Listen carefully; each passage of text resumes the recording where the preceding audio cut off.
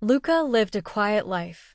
His days were filled with the warm smell of his father's baking bread and the soft hum of the city waking up. Their small apartment, though old, always felt cozy, especially when the morning sun streamed through the kitchen window. Luca loved to watch his father, a kind man with strong hands and a gentle smile, knead dough into perfect loaves. They would share simple meals, talking about school or the funny stray cat that sometimes visited their doorstep. Luca didn't have many toys, but he had his father, and that was enough. He spent afternoons drawing pictures with crayons or helping his father sweep the flour-dusted floor. He knew nothing of the worries that creased his father's brow when he thought Luca wasn't looking. He didn't know about the hushed phone calls late at night or the way his father sometimes stared out the window with a faraway look in his eyes. Luca believed their world was just as simple and sweet as the honey his father drizzled on their morning toast. He was a happy boy, innocent and safe, completely unaware of the dark clouds gathering on the horizon, clouds that held a secret his father desperately tried to keep hidden. One evening, the peaceful quiet of their home was shattered. A loud, heavy knock rattled their old door, much harder than the usual friendly tap from a neighbor. Luca, who was drawing a picture of a smiling son, looked up, a little scared. His father's face, usually so calm, suddenly turned pale. He quickly told Luca to stay in his room, his voice tight with a fear Luca had never heard before. Before Luca could ask why, the door creaked open. A tall, dark figure stood framed against the dim hallway light. He wore a fancy suit and a stern expression. Two other men, just as serious, stood behind him. This was Don Moretti, a name whispered in hushed tones around their neighborhood. He wasn't a friendly baker or a smiling shopkeeper. He was a man people feared. Don Moretti's voice was low and gravelly, like stones rubbing together. "The money, Carlo," he said, not asking, but demanding. "It's time." Luca's father swallowed hard, his eyes wide with a desperate plea. The secret was out, crashing into their simple world like a storm. Luca huddled in his room, listening to the muffled, angry voices from the living room. His heart beat like a trapped bird. He heard his father's voice, pleading, desperate. "Please, Don Moretti, give me more time. I don't have it. Not yet." Then, Don Moretti's deep voice, cold and unmoving, replied, "Time is up, Carlo. Debts must be paid." Luca peeked through the crack in his door. He saw his father, hands clasped together, begging. His father's eyes darted to Luca's hiding spot, filled with a pain so deep it made Luca shiver. Then his father said words that twisted Luca's stomach into a knot. Take my son. He can work for you. Until I pay everything. He's a good boy, he's strong." Don Moretti looked at Luca, his eyes like dark stones. Luca felt small and afraid under his gaze. The Mafia boss thought for a moment, then a slow, thin smile spread across his face.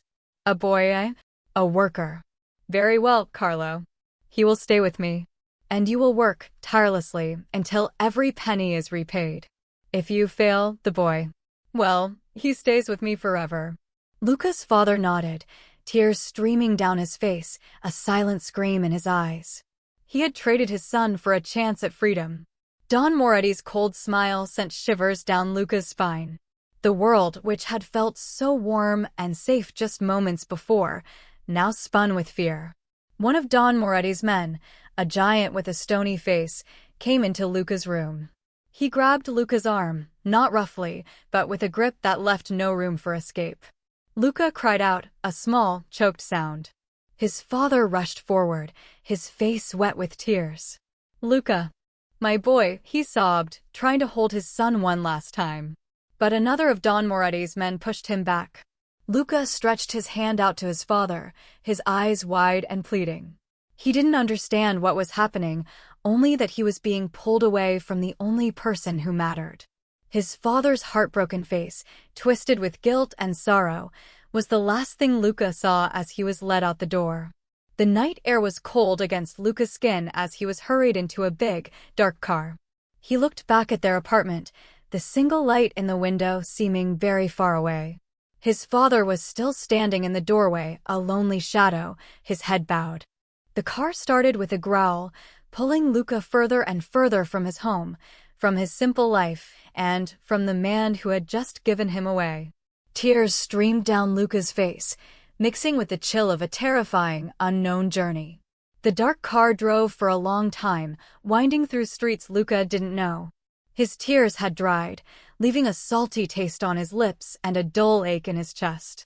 Finally, the car pulled up a grand driveway, stopping in front of a giant house.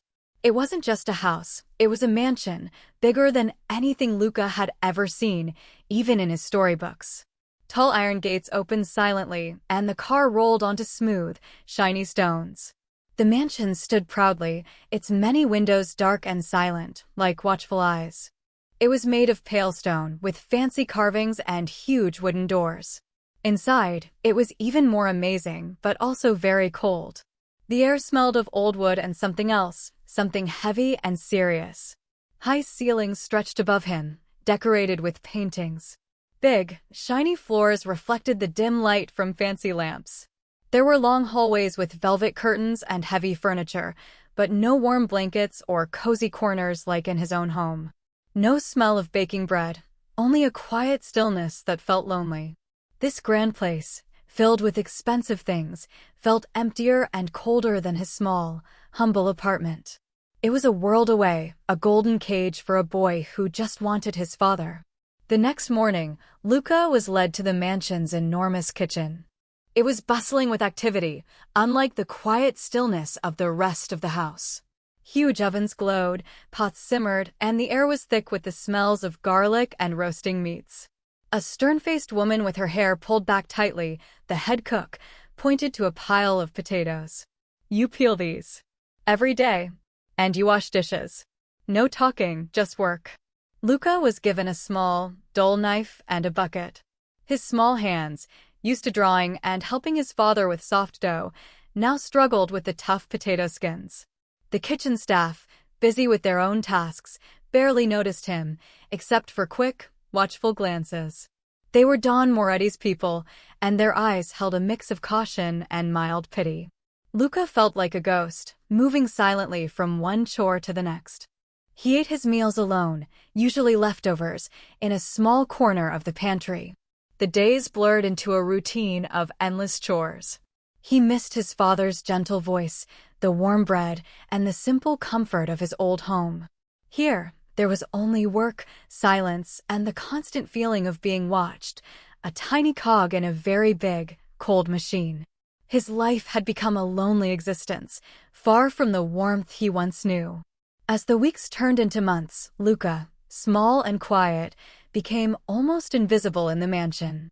This allowed him to see and hear things others didn't notice.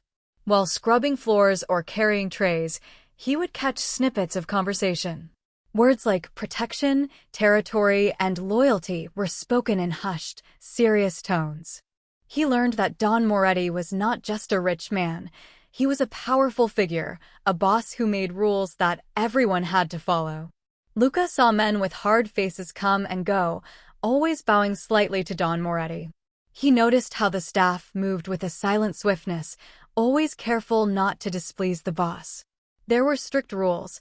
Never ask questions, never look directly at Don Moretti unless spoken to, and always keep your ears open but your mouth shut. He saw how fear kept everyone in line, a fear that was always present, like a cold draft in the grand halls. He learned that the world outside the mansion's gates was not as simple as he once thought. Don Moretti controlled many things, and his decisions affected many lives. Luca started to understand that his father's debt wasn't just about money, but about power and a dangerous game where the stakes were very high. His innocent eyes were slowly opening to the harsh, strict, and sometimes scary world of the Mafia. One afternoon, as Luca cleaned the long hallway floors, a soft voice surprised him. "That looks like hard work." He looked up to see a girl a little older than him, with warm, curious eyes. This was Isabella, Don Moretti's daughter, a ray of sunshine in the cold mansion. She didn't have the stern face of the other staff or the hard eyes of the men who visited. Isabella often found reasons to visit the kitchen or pass by Luca while he worked. She would leave him a piece of sweet cake from her own plate, or a small, an open book she had finished reading. Sometimes, she would simply sit near him as he peeled vegetables, not talking much, but her presence was a comfort. She was careful not to let her father or the other staff see her kindness to Luca. She became Luca's secret friend. In a world where he felt like he didn't belong, Isabella made him feel a little less alone. She asked him about his old home, and Luca, for the first time in months, spoke of his father, of the bakery, and of the simple, happy life he missed. Isabella listened with genuine understanding. Her gentle nature was a quiet rebellion against the cold, strict rules of her father's house, offering Luca a tiny, precious bit of warmth. Back in his small apartment, Luca's father, Carlo, was a broken man. The warmth had left his eyes, replaced by a hollow ache of guilt. The image of Luca's outstretched hand haunted his every waking moment and filled his nightmares. He blamed himself for everything, for the debt, for Luca's fate. He knew he had to get his son back, no matter the cost. Carlo worked from dawn until late at night, sometimes falling asleep standing up. He baked bread, but his heart wasn't in it, and the loaves didn't taste as sweet. He took on extra jobs, scrubbing floors in other shops, delivering goods, anything to earn an extra coin. His hands, once soft from kneading dough, grew rough and calloused. He ate little, slept less, and his clothes became thin and worn. People in the neighborhood noticed his change. They saw the sadness in his eyes and the way he moved with a heavy burden. Some offered help, but Carlo politely refused, knowing this was a debt only he could pay. He faced harsh words from angry customers, cheated by unfair bosses, and often went hungry.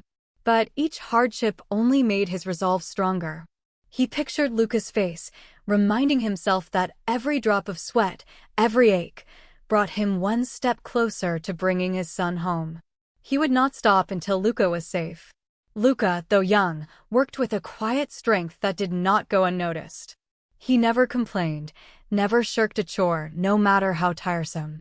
Don Moretti, a man used to seeing fear and weakness, sometimes watched Luca from afar. He saw the boy's steady hands peeling vegetables, the way he carried heavy buckets without a murmur. There was a quiet fire in Luca, a deep resilience. One chilly morning, Don Moretti saw Luca shivering while scrubbing the stone steps. Later that day, a new, thicker jacket appeared in Luca's small room, left silently on his cot. Another time, Luca accidentally broke a valuable plate. He braced himself for a harsh scolding, but instead, Don Moretti merely grunted, "Be more careful next time, boy," and walked away, not a hint of anger in his voice. These were small things, almost hidden acts, but to Luca, they shone brightly in the mansion's coldness. Don Moretti, who seemed to have a heart of stone, was slowly, almost secretly, showing a tiny bit of warmth. He would sometimes leave an extra portion of meat on Luca's plate or let him rest for an hour longer on particularly busy days. It was a strange kind of kindness from a man known for his harshness, a subtle acknowledgement of the boy's quiet endurance. Years had passed since Luca arrived at the mansion. He was no longer a small boy but a young man, still working in the kitchen, but with a sharper mind and keener ears. His quiet nature made him almost invisible, allowing him to hear many things. One night, while serving drinks in Don Moretti's study, he overheard a hushed conversation that made his blood run cold. Don Moretti was speaking with two of his most trusted men. "Carlo is still short," Don Moretti grumbled, "but he's been persistent. He's trying to make a big delivery next week, a special order for the North End. He thinks it will cover the last of it." One of the men, a gruff fellow named Rico, chuckled darkly. "The Rossi family won't be happy about that. They've been trying to muscle in on the North End deliveries. It could be a mistake for Carlo." Luca's heart pounded. He knew the Rossi family. They were Don Moretti's rivals, known for their cruel ways. A mistake meant danger, serious danger, for anyone caught in their path. His father, still trying to pay off the debt, was unknowingly walking into a trap. Luca realized with a jolt that his father's freedom, and perhaps his life, was now at great risk because of this last, desperate attempt to bring him home. He had to do something. The words "mistake for Carlo" echoed in Luca's mind, a cold knot forming in his stomach. He knew, with a terrible certainty, that his father was in grave danger. But what could he do? He was a part of Don Moretti's household now. He had eaten their food, slept under their roof, and even received small kindnesses from the boss himself. Isabella, his only friend, was Don Moretti's daughter.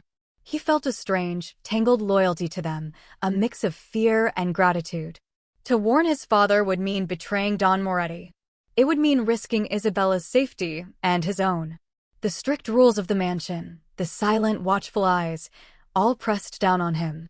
Yet, the image of his father's tear-streaked face, the memory of his warm hands, burned brightly in his heart. His father had given him away to save him, to give him a chance.